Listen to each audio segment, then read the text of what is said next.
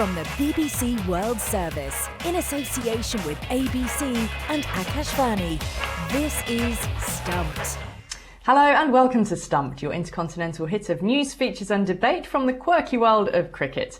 I'm Alison Mitchell in Northamptonshire. I've come here for the Easter weekend, stay at my parents' house, but back from a few days in Spain, testing out my paddle skills. But Easter means one thing here, and that is the start of the domestic cricket season, finally. I'm Clint Wheeldon for the ABC in Perth, filling in for Jim Maxwell, and while cricket is firing up around other parts of the world, it's all done here down under. The Sheffield Shield final, and what a beauty it was, the very last chance to get in a taste of cricket here in Australia. But looking forward to seeing what happens elsewhere over the next couple of months.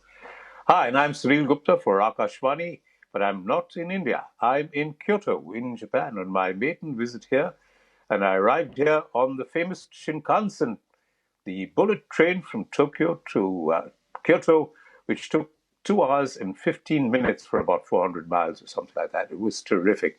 Absolutely. You know, it was smooth and smooth and smooth. The way actually the IPL is going right now. I mean, it is smooth, and yet there are ups and downs, which is what you want in a tournament. We'll be talking about that, won't we, Ali and Clint, as we go along. Indeed, I've done that journey as well, Sunil. I'm very envious that you're out there. Japan is a wonderful place. Now, the Indian Premier League and Pakistan Super League are both well underway, and there have been plenty of talking points so far in week one of action. Sunil, let's kick off with the IPL because there has been a lot happening. One of the highlights so far, though, has been 15-year-old Vaibhav Sooryavanshi, who's picked up where he left off in the previous year. I mean, a 15-ball 50, as Rajasthan Royals beat Chennai Super Kings. Just incredible. Well, Vaibhav Sooryavanshi, I did a lot of reading up on him, and let me tell you, I can write pages. He was born in a cricketing backwater, really, because Bihar. He is another success story from one of the small towns in India. He was the youngest to debut in the IPL at the age of 13. 13, good Lord. I remember when I was 13, I was just about being able to open my eyes and see the world. And there he was playing with the big boys. He began his cricket training at the age of 4. And his father enrolled him in a cricketing academy in Patna when he was 8. And he and his father used to travel 100 kilometers 3 times a week to go and train. At 14, he became the youngest centurion in men's T20 cricket after smashing 100 of 35 balls. The distance between Vaibhav and what the others have done or accomplished is enormous. And in fact, there's this Pakistani cricketer, Kamran Akmal, who said he is going to be playing for India and he's going to be a star, the way that he's going. And in fact, Kamran Akmal went on to say, I'm afraid that when he's 25, the bowlers will not know what to do with him. I'm going to say it's before that. It's going to be when he's 18 or 19 or 20, not 25. 25 is 10 years away. I don't know what he's going to accomplish over there. Yeah. But the final thing is that his idol, and the one he actually sort of looked up to when he was growing up, was another left-hander, Brian Lara. And you can understand where that impact is coming for Vaibhav Sooryavanshi. So he is, yes, the next big thing. Sachin Tendulkar made his test debut at the age of 16, if you remember, against Pakistan. He's going to make it earlier, the way things is going. So there we are. We have spoken about him a lot on Stumped already, and I think we're going to be speaking about him an awful lot in the next decade and some. Clint, I don't know how old your boys are now, but I mean, can you imagine them doing this at the age of 13? Has the Sooryavanshi hype reached Australia? They're 10 and 7 and they look like massive underachievers in comparison. No, I couldn't. And I would also say that I was at the pub in East Perth with the ABC Test commentary team 2 years ago, watching the IPL auction on one of the televisions when his name was read out as a 13-year-old. And I actually do remember Darren Lehman saying that he was really highly regarded, this kid. And we all went, he's 13, like, you've got to be kidding. But he's not a household name in Australia just yet, but cricket fans certainly know of him. I would say, has anyone been as hyped up? No, because, and you mentioned Tendulkar before, but there wasn't the IPL to gain this sort of international traction. There wasn't social media where we get to see the clips of the 14-year-old scoring a domestic T20 century. So there wasn't the same sort of hype. Tendulkar was 16 and then he made his test debut. But at 15, I can't think of anyone with this sort of social media comparison and boost that he's had. And you talk about making the next step. He's already facing world-class bowlers with what he's doing right now. He could definitely take the step up into the T20 format, and I'd love to see him play Test cricket in the not-too-distant future. That would be exciting. Well, he's certainly making his financial comforts sort of in the IPL, and you'd hope then that he will love to test himself in the red ball game in that Test arena as well. So now all about the competition itself, the IPL. First two games were both really high-scoring, teams making over 200 and those totals being chased down. How much more of that do you think we will see? I mean, the next few games haven't been quite as high-scoring. You know, one of the reasons why scores have been creeping up over the last couple of years, especially in the IPL, is the impact player rule. And what that means is that you're actually playing 12 specialists against 12 specialists. The role of the all-rounder in the middle has actually diminished quite a lot, and there's been a lot of chatter about that. There's been people like Shane Watson and Jos Buttler, and in fact, even in India, Akshar Patel and Shubman Gill have been talking about, the fact that this gets the all-rounder out of the game, takes the balance out of the international team, because they need to have, playing time. I think this is going to be something that needs to be addressed right now. Till 2027, the impact player rule is going to stay. Now, if you look at the flip side of that, what it does is, of course, it makes it better scoring. If you want to defend low scores, you can bring in a top-class bowler. And if you really want to up the ante, right, then you bring in a top-class batsman. And that's how it's actually progressing today. I don't know if any other league has the impact player rule. I don't think the BBL has that, actually, or anywhere else. But if this catches on, then I think this is going to catch on elsewhere as well. So, as I said, as you said, people like to see high-scoring games. They want to see the sixes. They want to see the fours. They want to see all the hoopla around that. And here's one way of getting that done. So that's one of the reasons why it's been high-scoring, but not all of them. And some of them have been around 120, 150, 160. And to my mind, those were the more exciting games. Yeah, well, I mean, I'll come to Clint, really, because I know you're not such a fan of sixes all the time and horses for courses, isn't it? Some people just love seeing the ball clearing the rope at all times, and I suppose the big tester for that impact player rule will be whether that comes into international T20 cricket at some point further down the line. Do you want to see the high-scoring games all the time? No, and I know this makes me sound like a grumpy old man, and I'm comfortable with that, but the reason why sixes are special is because there's a scarcity to them. So if every ball is being carted over the rope, then you end up just with this constant level of cheering, and that might be exciting to some people, but that's not what I love about even T20 cricket. And I've thoroughly enjoyed a number of games. Well, the Perth Scorchers were one of the best at it, being able to defend low totals. I like watching batters have to struggle against top quality bowling, and when you saw people like AJ Tye, for example, who had such a range of deliveries to try to really make it hard for bowlers. I really liked watching that battle between bat and ball, and I think sometimes we miss that. Otherwise, you might as well just put a bowling machine down one end and have people going for the fences at every opportunity. So I think there needs to be a level where things are mixed up, and I think you're right. The last couple of games have been a little more on the defensive side.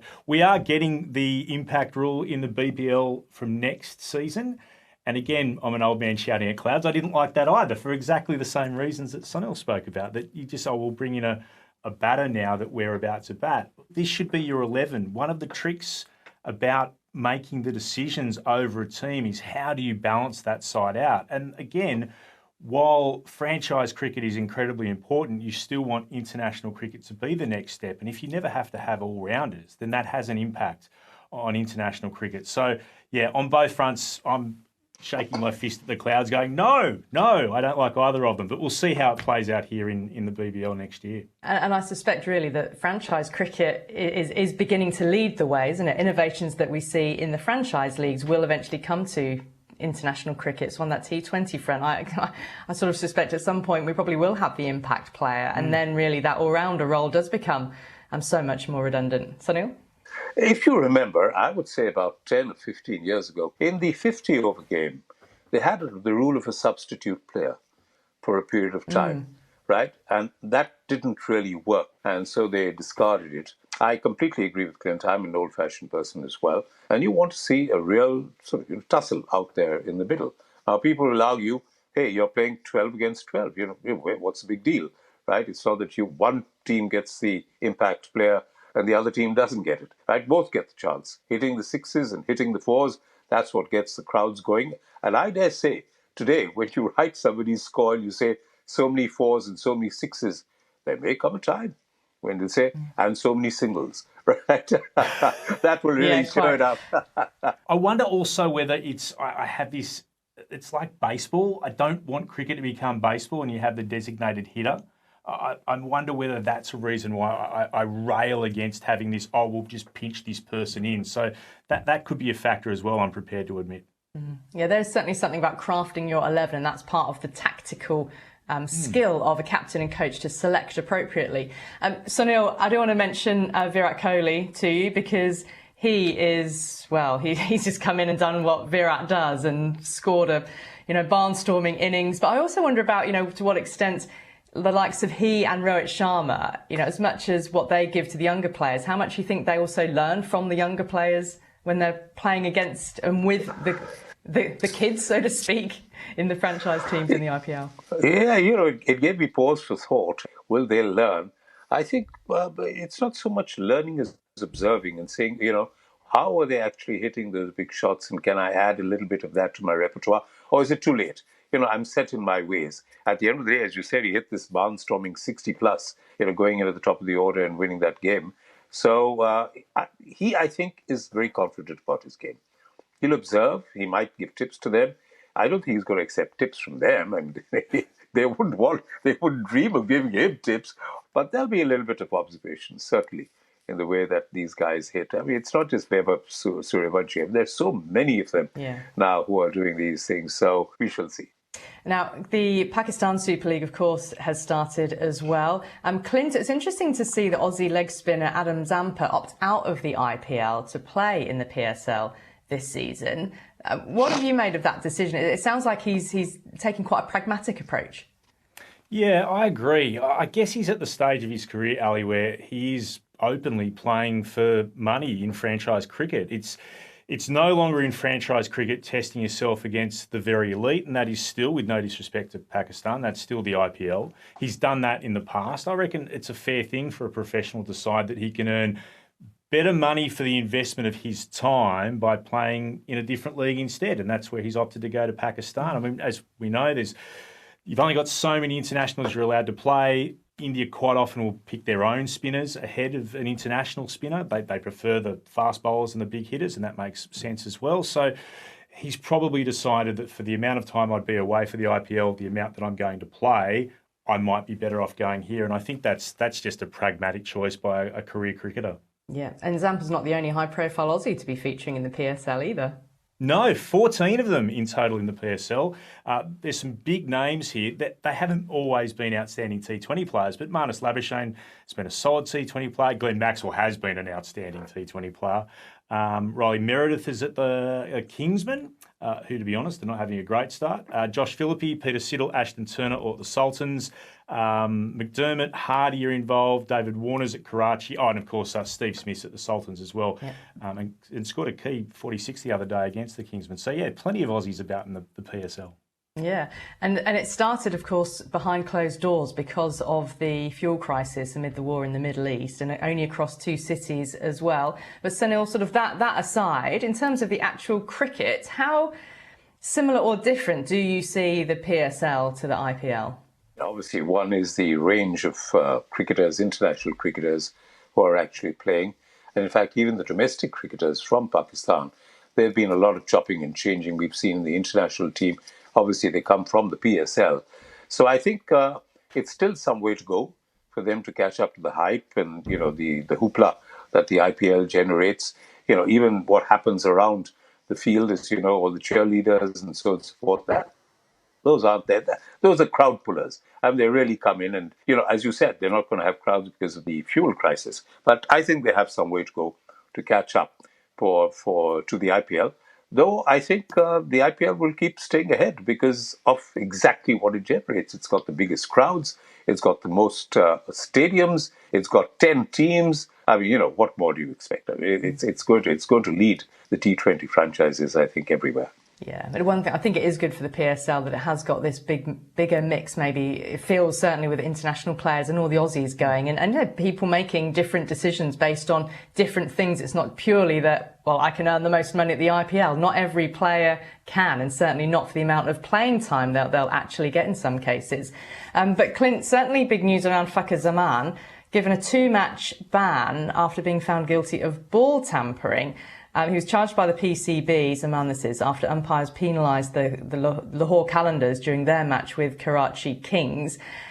I'd say, what do you make of this? But also, what do you think David Warner made of it? Because he was on the field captaining the opposition, wasn't he? Someone who's been on the end of stiff sanctions in the past for such matters, if you go back to Cape Town. I've always been of the opinion that if you get caught for cheating, and it's cheating, plain and simple, there has to be a stiffer penalty than 2 matches for it. I think he's lucky to get 2 matches. He denied the charge, so it's not even like he came out afterwards and admitted, I made a mistake, or had an excuse about how something happened. I think he's incredibly lucky to get such a lenient penalty. And we've seen the vision. You've seen the vision, I've no doubt, where he's in that little huddle with Afridi and Ralph before the umpire asked for the ball to be thrown back to him. I'd be really curious to know who else knew what was happening, because the umpire straight away knew that there was a problem with that ball. And yeah, as for what David Warner would think, he would also, I'm fairly certain, think that 2 matches is fairly light if you're found guilty of something like that. Yeah, it'd be interesting to know what Fakhar Zaman bases the denial on as well. Well, that's the PSL and the IPL. Plenty more to come as the weeks go on. That's all we've got time for on this week's Stumped on Akashvani. Don't forget to follow us on X. We're at BBCWS Sport and use the hashtag BBC Stumped. And check us out on YouTube as well by going to the BBC World Service YouTube. Thanks to Sunil Gupta and to Clint Wheeldon, and to all of you for listening. Until next time, bye-bye.